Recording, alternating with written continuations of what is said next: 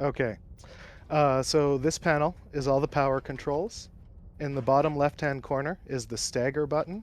This controls whether or not all the generators run at the same time. So when stagger is activated, the primary generators indicated on this panel will ramp up to 30%, and once they reach 30%, the second generators on this panel will start to ramp up. So this will prevent your fuel rods, which are indicated with these panels, from all running out at the same time. Very handy if you're around the moon, but totally not necessary unless you want your fuel rod staggered. I like it because my 1 and 2 fuel rods will run out, and I'll still have power in 3 and 4, so I can swap these ones out without the ship shutting down or draining the batteries. Next to the stagger button is the off button. That also controls the fuel rods. So this will set the maximum consumption of the fuel rods to 0.1. So it's sort of like a sleep mode, so that if your ship is going to be spawning in often, like if it's parked near a station that people are frequently around, you don't want it to be burning all your power while it's just sitting there. So you can put it on sleep mode and it will generate just enough power to keep the YOLOL running and the batteries from running out, but won't ramp up any higher than that, regardless of the generator demand. Above that, you have your remaining displays for gas, aka propellant. So how many hours and minutes you have left at your current consumption, and same with your fuel. The fuel is only based on the current rods, so it doesn't include the 18 reserve rods, just the 10 that are currently in the generators. It will adjust every 5 seconds based on your current consumption. Above that is the resource display, which gives you your remaining resources in percentages. The coolant amount is for the cooling packs in case you're running dark. Above that, the generator limit display shows what your currently desired generator rate is. So you'll see right now it's set to 0.01, which is like the minimum that it goes to. And next to it in the generator display, we see also 0.01 and the light is green. This is because the generator has ramped up to the generator limit demand. Generator 2, because we're on stagger, won't run till generator 1 hits 30. So its light is red because it is not currently ramped up to the demand. Next to that is the battery display as a percentage and the propellant display as a percentage. For the battery, propellant, and fuel rod displays, when they get below 10%, the lights will turn red to let you know that you have a problem that needs to be addressed. Below that are the power overrides. This switch is the most important switch on the ship. It's also the only switch on the ship. If the batteries run completely dead, the YOLOL won't be able to turn on the generators in order to refill the batteries. So you hold this switch at 1 and it will start the generators running. Once the batteries begin to charge, you can release it and put the ship back in auto mode and it will automatically manage power using YOLOL. In auto mode, the generator limit is set to double what is missing from the batteries. So if the batteries are at 90%, the generator limit is set to 20. If the batteries are at 50%, the generator limit is set to 100. And it will automatically update once every second, I believe. If you have auto turned off, the ship will not automatically manage power. It'll just sit at 0.01. If you have max turned on, the generator limit will be set to 100%. And on this ship, the generator limit ramps down at the same rate that it ramps up, so at 1 per second. So when the generator limit is set to 100, it will take it 100 seconds to get back down to 0. This is so that any power fluctuations while you're mining or using other systems don't cause your generators to drop back down to 0 and then try to ramp up again. Next to that is the power reset switch. When you press this button, it will turn off all of the ship's systems, so the navigation and mining systems, and it will reset the generator limit to 0, and then it will turn auto power back on. So if your generator limit is at 100, but you're finished mining and you don't want to wait for it to ramp down, you can reset it to 0 using this button. Next to that are the throttle controls. So cruise will maintain your current FCU forward. Cruise will automatically turn itself off when FCU forward drops to 0.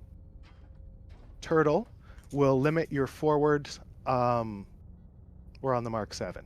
So Turtle will limit all your thrust inputs except for reverse to 50%. And Precision will limit your maximum pitch and yaw to make it easier to line up to distant asteroids. Are there any questions about this panel?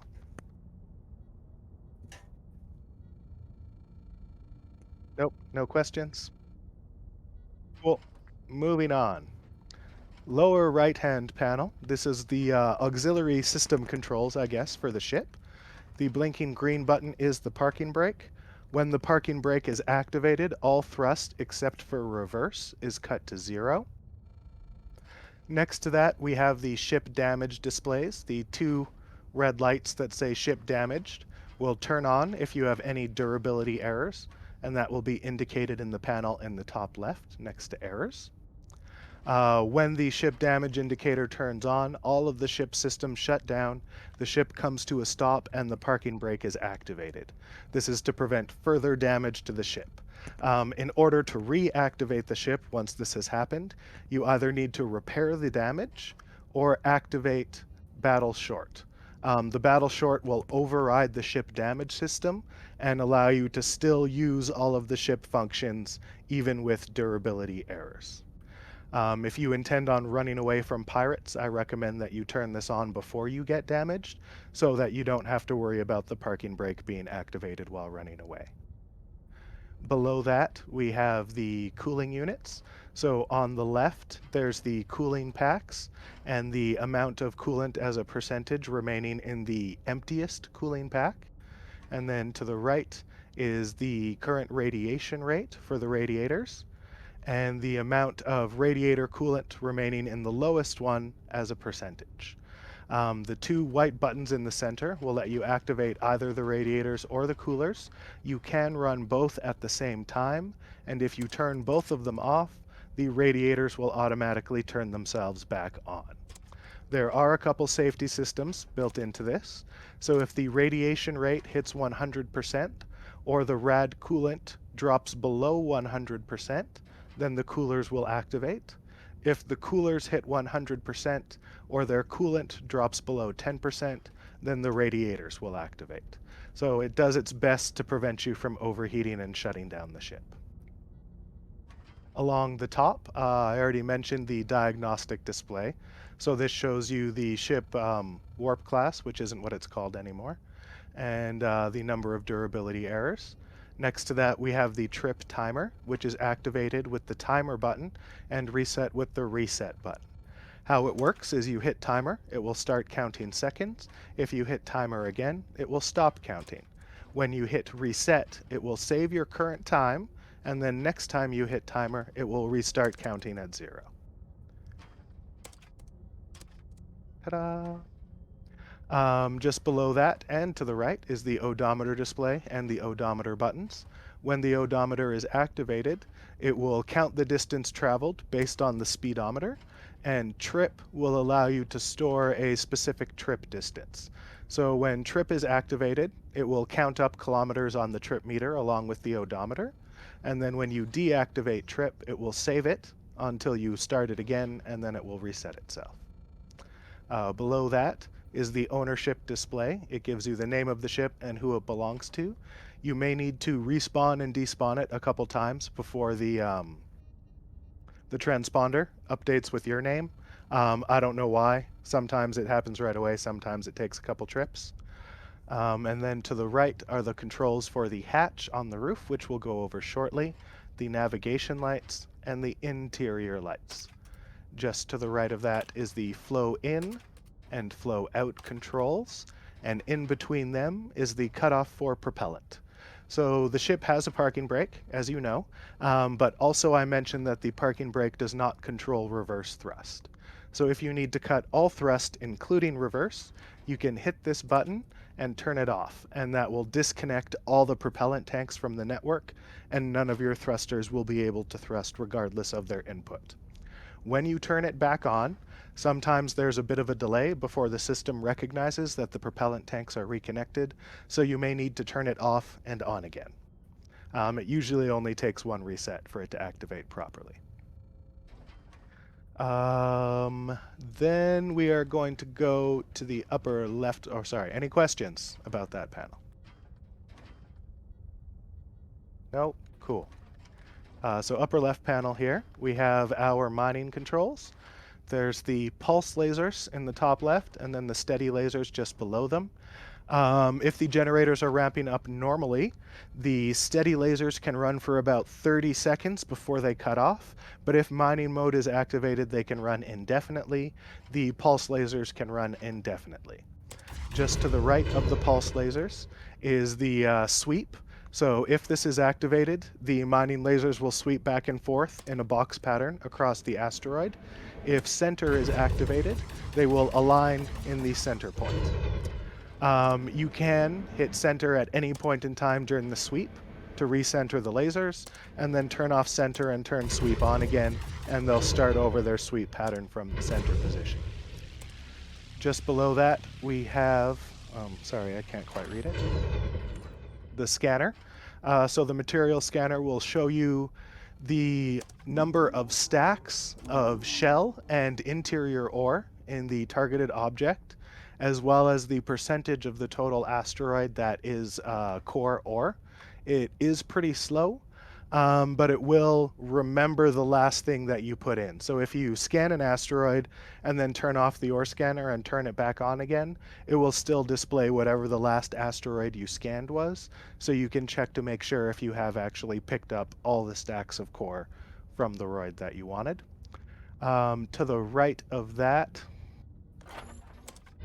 is the ore collectors.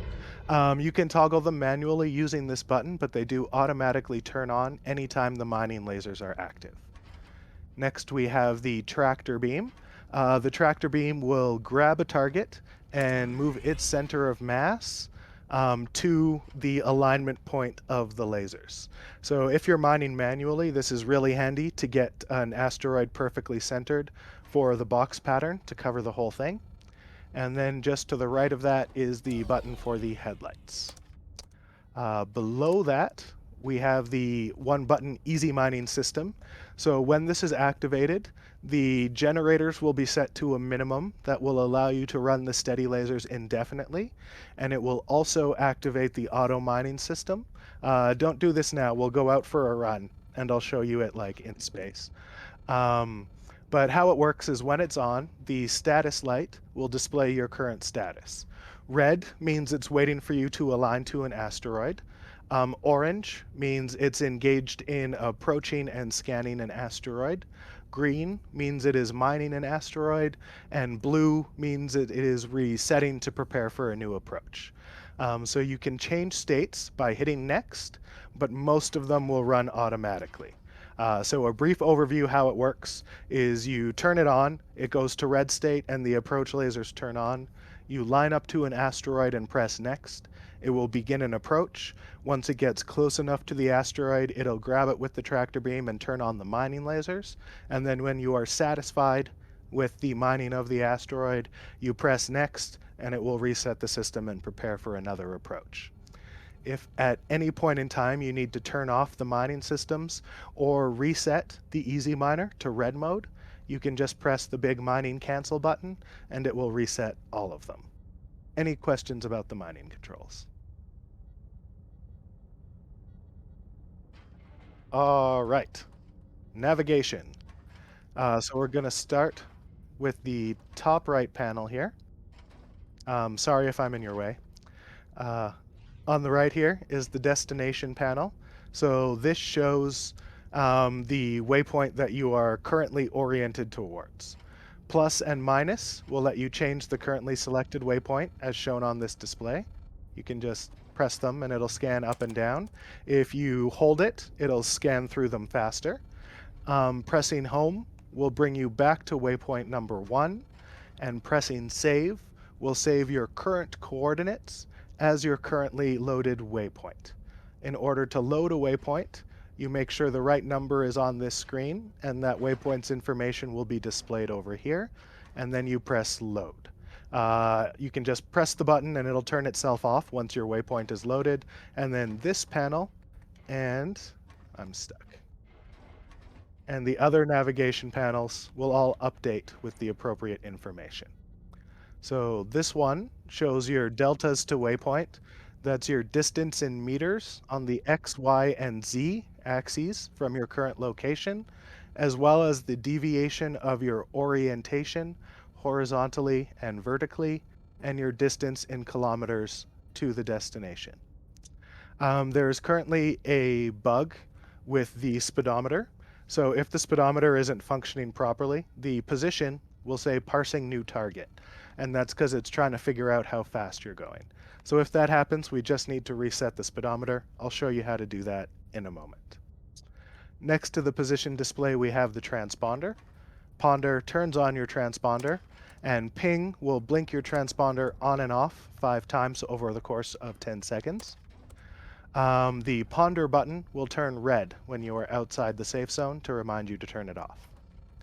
The safe zone indicator will show you whether or not you're in a safe zone, but it is unreliable because the transponder doesn't always update whether or not you're in a safe zone accurately. So below that we have damage indicators. If the player cannot be damaged, this light is green, and if the ship cannot be damaged, this light is green. If they are not green, then either the player or the ship is able to take some sort of damage where you are, regardless of what the safe zone indicator says. Going back to navigation controls, once you have a waypoint loaded and you've decided that's where you want to go, you can press autopilot, and that will orient the ship towards your destination and then activate the collision avoidance system and take you to within 3 kilometers of your destination. Then it will turn off autopilot and deactivate collision avoidance and just sit there and wait. In order to activate the collision avoidance system, you press the CAS button, which turns on the CAS lasers. Then you press avoid, which activates the avoidance system. If you just press avoid, the CAS lasers will turn on, but when you are turning the system off, turn off the avoid first, and then the collision avoidance. The same goes for approach. You turn on the lasers with APR and begin your approach using approach. I recommend lining up to your target before you begin your approach, but if you drift off your target and then drift back on, the ship should be able to compensate. If you need to turn off the collision avoidance or the approach at any point in time, you can press the navigation cancel button right here, and it will turn off the autopilot, the collision avoidance, the approach lasers, and cut your forward motion, and then reset itself. Next to that is the ISAN reset button, in case you go out of ISAN range and then back again. Sometimes it gets confused about where you are, so you can just reset ISAN and it will reacquire your position. Below that, we have the landing controls and the altitude indicator. When you press the altitude button, the rangefinders on the bottom of the ship will turn on and give you an average height from the ground based on all 4 rangefinders. Pressing hover, the ship will attempt to level itself out and hold you at your current altitude. Landing will level the ship and drop you down to 10 meters from the ground. And launch will attempt to level the ship and raise you up to 500 meters. Launch is kind of sketchy because the ship has a hard time leveling itself out while it's thrusting upwards. So be very careful with launch, but hover and landing work fairly well. Below that is the reticle, which is a little laser to show you where directly forward on your view screen is. And next to that is the meow button, which makes the ship meow. Any questions about the navigation controls? Excellent. So for the last of the displays, we've got our forward displays here. There's your speedometer. It gives your current speed in meters per second and kilometers per hour. It is based on your current frame rate. So if you're significantly higher or lower than 60 frames per second, you may have a slightly higher or lower speed, but only by a few meters per second. Below that, we have the reverse thrust display, which extends out to the left. On the right, the FCU forward, which extends out to the right. And above that, the strafing thrust for up, down, right, and left. So when you're dodging an asteroid, this will tell you which direction that you're dodging from. And the cast distance and app distance will show you the minimum distance of the collision avoidance rangefinders and the approach rangefinders respectively. If the approach rangefinders or the collision avoidance rangefinders are encountering a target, the cast button will turn red to let you know that there is something that might be in the way. Other controls. For collision avoidance, it has a built-in cruise function. So this lever controls what speed you cruise at. The currently illuminated light gives you a sort of status display of the degree of riskiness of your current thrust that's selected. Blue means you're totally cool and you've got nothing to worry about. Greens means you're still good. Orange means you might be pushing the limit, and red means maybe you should rethink your decisions. The ship can go full speed with collision avoidance in red mode without hitting an asteroid for the most part. But in green mode, it's almost guaranteed the ship will have enough time to dodge anything except for maybe like one of the origin stations, because they have a whole bunch of holes in them. When the collision avoidance system is activated and cruise is running, the indicator light that's green will turn on to let you know that the ship is flying itself. Any questions about that? Wicked. Such an attentive audience. Next to that, we have all of our levers for control. So this should be your strafes up, down, and left, right. And then your yaw, pitch, and roll. They are currently set to 8 and 4. If you find that's too sensitive, you can turn down the lever bind move speed, and that will give you better fine-tuned control over the motion of the ship. Feel free to customize that to your heart's extent. Heart's desire, extent, whichever you choose. Next is the manual mining controls. So when the sweep function is active, you can manually control the minimum and maximum pitch, as well as the minimum and maximum yaw of the box that the lasers draw by manually putting values into these panels. The two below that will show you the current pitch and rotation. You can also manually enter values into these panels when neither center or sweep are activated in order to set the direction that all 4 lasers are pointing, and you can adjust the pitch and yaw using these 2 levers. If you are going to do that, I recommend you do it slowly, because it might be possible for you to cut into yourself if you swing the levers wildly. And when sweep is active, this top lever will control the speed that the lasers pan across the asteroid. Every time the sweep script is turned off, these values will reset, so you don't have to worry about messing up what the automatic settings are by playing around and changing them while you're mining a T10. So we will move on to the back of the ship. So here we have secondary controls. So these panels can replace all the panels in the cockpit, or if you completely lose the cockpit, you can manually control the ship from back here. There's also secondary navigation controls, where you can control the autopilot and waypoints using these panels as well as your transponders.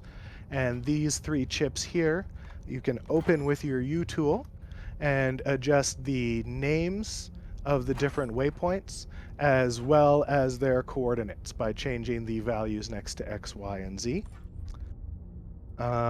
This rack of YOLO down here is critical systems. Do not remove them because other chips rely on these chips to function. So you could get cascade failures if you pull these chips while the ship is active. Some extra seats in case you have friends who want to hang out in the back. If you do need to use your cooling packs and recharge them, you can grab them and recharge them in these ports here. The radiators do need to be at less than 50%, I believe, in order for them to recharge the cooling packs. So I don't recommend doing it while you are running around and doing stuff. Generator setups, the two primaries are on the bottom. That's generators 1 and 2. And then on the top, we have generators 3 and 4. When you're swapping rods, the easiest way to do it is to grab diagonally opposite. So if you want to swap this rod here, you would grab this rod from the rack to do it and just stand in the middle and grab and rotate, and they should line up fairly well. At the back of the ship, we have our crafting benches and the speedometer. So to reset the speedometer, you just press that button here, and that will turn it off and on again. Sometimes if it moves out of place or if you're stuck on parsing new target, you might need to reset it and then reload your waypoint. Other interesting features, we'll go to the outside of the ship. You'll notice that the reverse thrusters are right next to the doors. So if collision avoidance is on and the ship is thrusting backwards to avoid something, you can't get in through the side. So you can come through the hatch up here using this hatch button.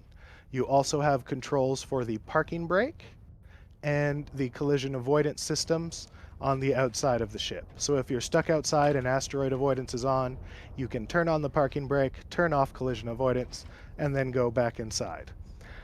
Always make sure the hatch is closed before you turn on collision avoidance, because this rangefinder hits the hatch. So the ship will constantly be trying to dodge downwards and back if the hatch is open and collision avoidance is on. Your most likely collisions are going to be on the tips of these thrusters here.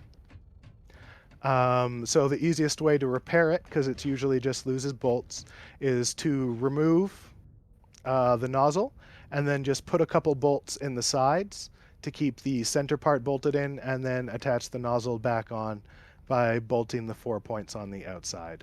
That's most of the maintenance you're going to need to do with collision avoidance.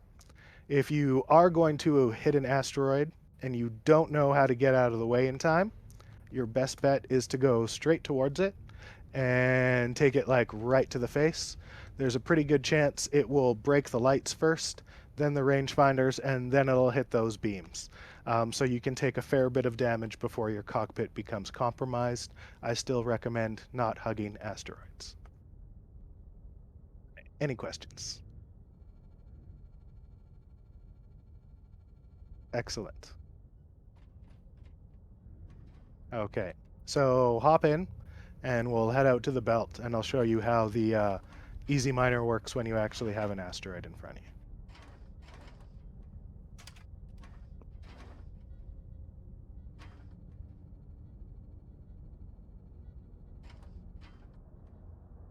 Oh, most important thing, sorry, before we go, reverse has a different name, so you need to change your keybind. So whatever you had for FCU backwards, plus and minus, you need to change them to reverse, plus and minus.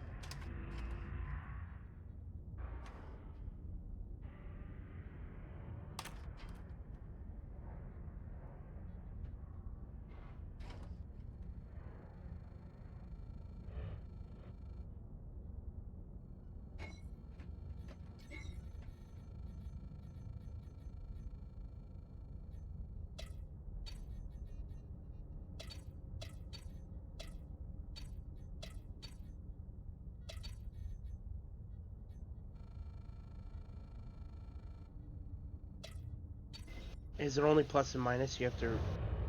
Cause say I use Yeah. a different keybind to do reverse. So Yeah. when I switch the plus and minus to my keybind, and it doesn't reverse. Reverse, plus and minus? Yeah. So do I have to do reverse too? There's 3 of them, right? No, yeah, you don't need reverse. You need reverse Okay. plus and reverse minus. Okay. And yeah.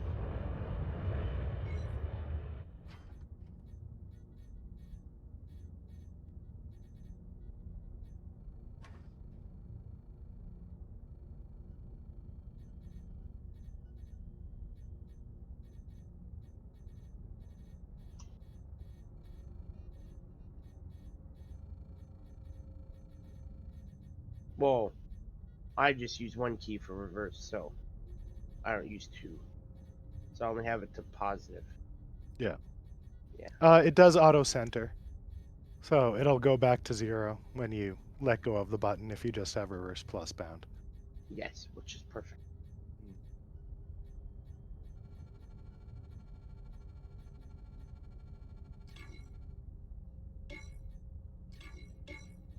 And in all honesty, the next time you do this video, redo this video, you want to sit in the dash, so you have what we see.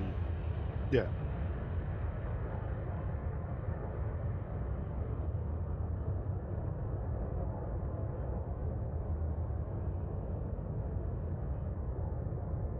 Yeah, when the ship is finished, I'm gonna record one that's just like me flying the ship and showing all its systems. Maybe I'll post it to like YouTube or something. That's wicked.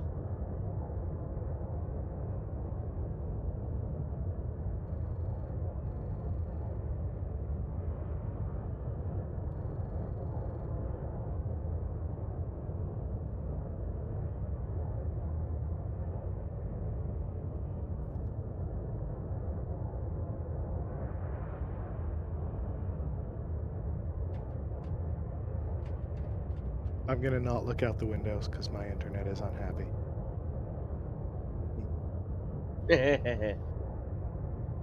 See, there it is, pegging space furries. I told you so. Yep, you're right. The ship, pegging space furries.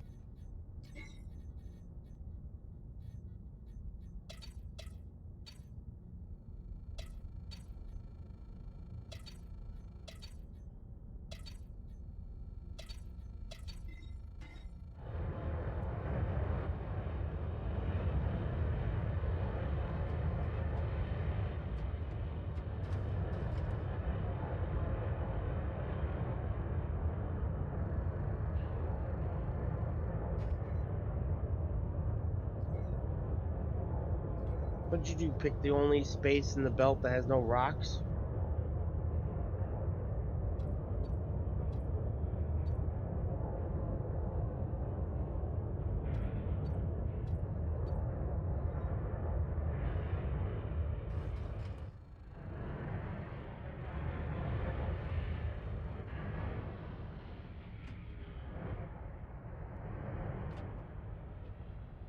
All right. So first thing we're gonna want to do is come to a stop.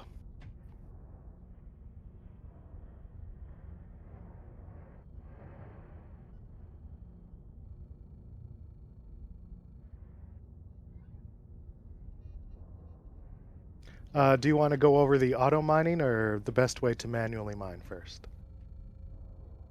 Whatever floats your boat. Okay. Um, let's do auto mining. So turn on the easy miner system. Yep, big green Green button. button. Okay. Now line up. Actually, turn on the reticle as well. The bottom left on this panel. That'll make it a little bit easier. Now put the asteroid right underneath the reticle. The rangefinder should at least one of them touch it. It's kind of skinny, so it might be difficult. If you're having a hard time lining up, we can adjust the levers and also use precision mode.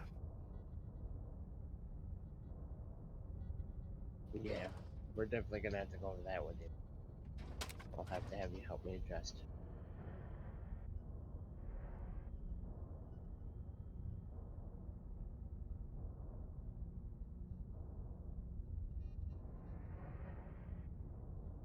Okay, got target locked in.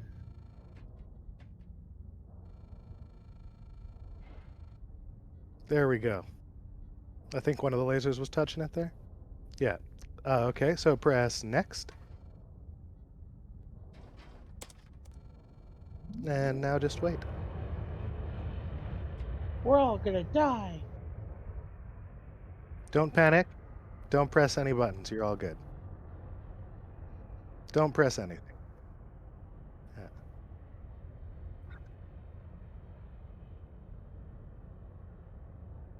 So you'll see the ore scanner is giving you your display of ores.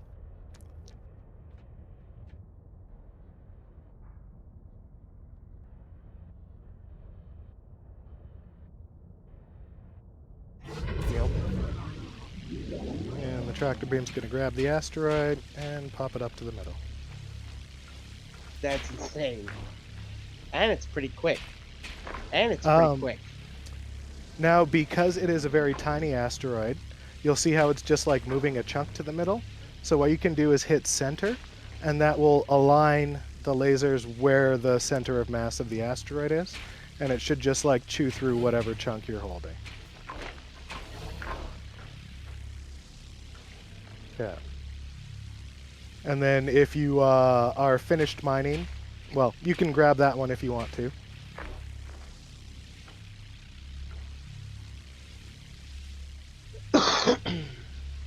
Okay, and then when you're done, you just press next. Next. And now you're set to line up to another asteroid. That's sick. That's sick.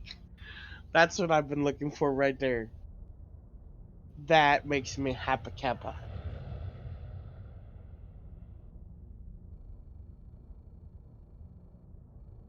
That's what I've been looking for. How long did... So one thing, you don't even want to know how long that took. That's insane. Yeah, that took a long time. Um, so the easiest way I find to do this is to keybind next, which is actually called EZB or EZB, depending on how you pronounce that, and center. And then at any point in time, I can like just press a button on my keyboard to switch states, and another button on my keyboard to recenter the lasers whenever I need to. Okay, so now my next question is, how do I turn off the approach lasers? When I want to turn off mining mode, how do I turn that off? Well, turn off mining mode. Okay. I did that. Okay. And then press the navigation cancel button. Beautiful. Okay. Yeah. Okay. And if you want like just the lasers on and off, you press APR, but make sure your approach isn't turned on when you turn the lasers off. Okay. So if you hit things in the wrong order and stuff starts to go right, cancel is your friend. Yes. Cancel is you screwed up, you need to, but cancel is also good for just ending the system. Yeah. Okay. Because see, I like Um, using avoidance and then I to find the next roids, so I'm just gonna fly forward until I find some more roids. Because all I see yeah. is fog. Actually, let's do a collision avoidance demo. So point us towards the middle of the belt, any particular direction.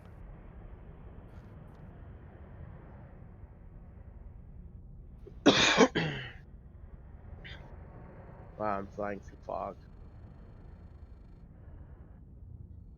Okay. And press the avoid button. All right. Now, come to the right-hand lever over here, the collision avoidance cruise lever, and set that to your desired speed. We can go max if you want. We're good. Yeah. That's insane.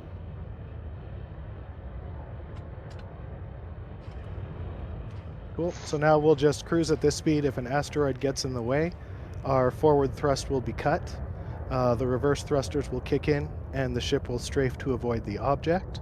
Then once the object is out of the way, it'll resume forward motion at whatever speed you have set on the lever.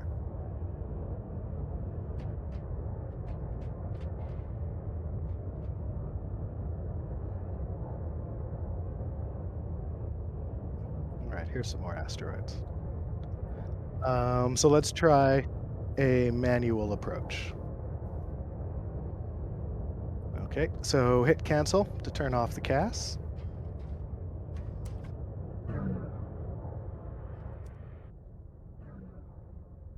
And we'll just let ourselves drift to a stop here.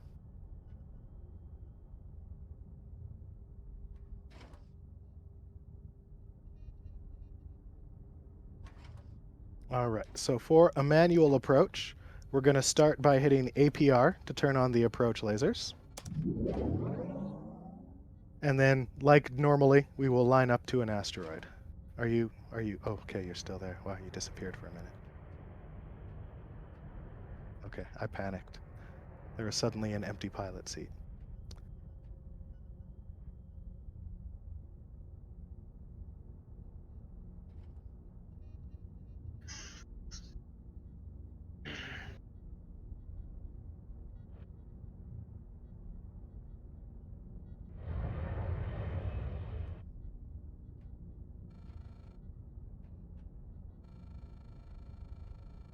I think I'm getting some real lag. Yeah. Did you turn on the approach lasers already? Yeah? Okay. Yeah, I'm just lagging out really bad. That's all that's happening. I apologize for the inconvenience. It doesn't like moving large asteroids, does it? Large Well, asteroids there's are like a kind of hard on maximum mass that it can move. Yeah. Okay, Okay. yeah, because large asteroids are kind of hard on it. Yeah. It didn't like moving that asteroid. Yeah, it moves it pretty slowly. Yeah. Okay, so APR, we're lined up. Now click approach, and we'll start approaching the asteroid. You can also turn on your ore scanner and the tractor beam.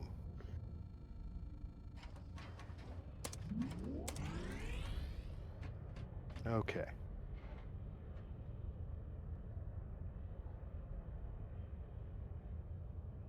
So we got our ore displayed up in the top left. Tractor beam has grabbed the asteroid. Now, when we get to about 15 meters, you are going to want to hit the pulse lasers and then center to align them in the middle. This is sick. This is just wrong. What have I been doing my whole life? Okay, and then you can turn off center once the lasers are aligned in the middle and press sweep and they'll start to draw the box. This is insane. I've been doing it wrong for how long? Earl, This didn't you ship say is last night sick. it worked? It does too much by itself. You wanted one that did Shit, less. man. This is insane. I have That's been what everybody denying says myself. until they try it. They're like, oh, mining's so boring when you don't actually have to do any work. It's like, no, it's not. No, it's not. Just as My nice. problem is all the moving parts. I'm afraid that if you have a progression, doesn't work. Yeah. And then anytime you need to recenter, you can just press center again, and then turn it off and hit sweep. And when you are done, you can press the mining cancel button, and it'll turn off all the systems.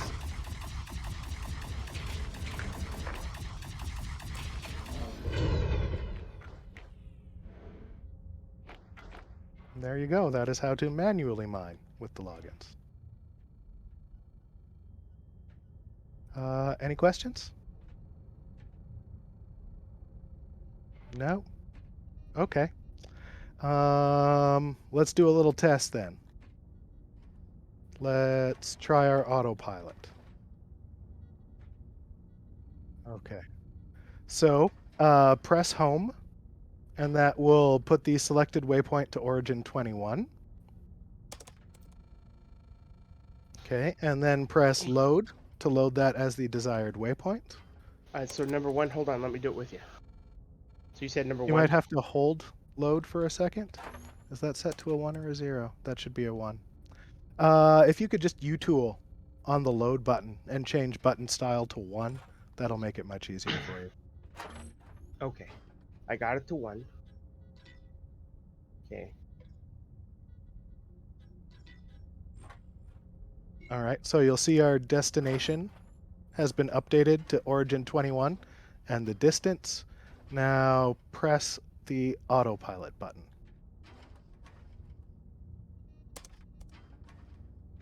And then we hold our breath.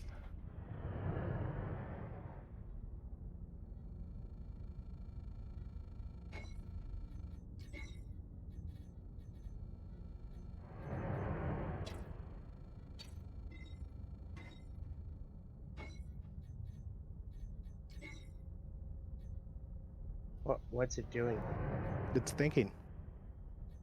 It's reorienting the ship so you point towards your destination.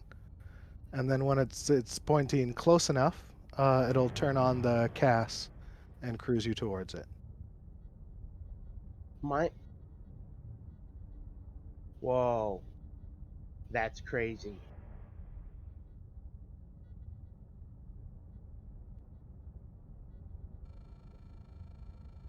But you have to have, now I just found out something. I tried that. It didn't work. My ship was not moving forward at all. Oh, what's the I- cruise speed set on your I had CAS my setting? cruise speed off. There you go. So That's why you didn't move. yeah, I was like, what am I doing wrong? So I went over the buttons. Yeah. So you'll notice we're not quite perfectly aligned to origin 21. We're going sort of next to it. So what's going to happen is the ship is going to approach until it gets to its closest distance to 21. Then it'll stop and rotate towards 21 and approach until it's within 3 kilometers. I just went around an asteroid. That was cool.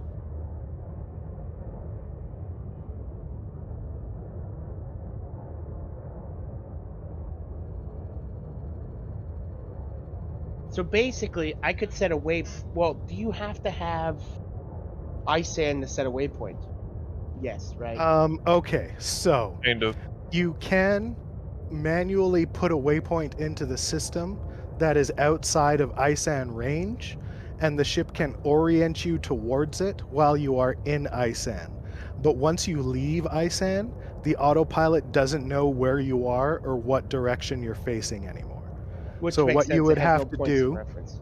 yeah, you'd have to orient, and then before you get to the edge of ISAN, stop the ship and turn off the autopilot, and then manually maintain your course. Hmm. So it can point you towards it, but it can't take you all the way there. So like what I have programmed in are waypoints above the belt on the edge of ISAN, and then another waypoint in the middle of the belt on the edge of ISAN. So I can autopilot to either of those and then manually fly the rest of the way. I'm not going to 21. Wait for it. No, I mean, I'm not going to 21. Is that I not the don't. waypoint you picked? Yeah. What's your destination display say?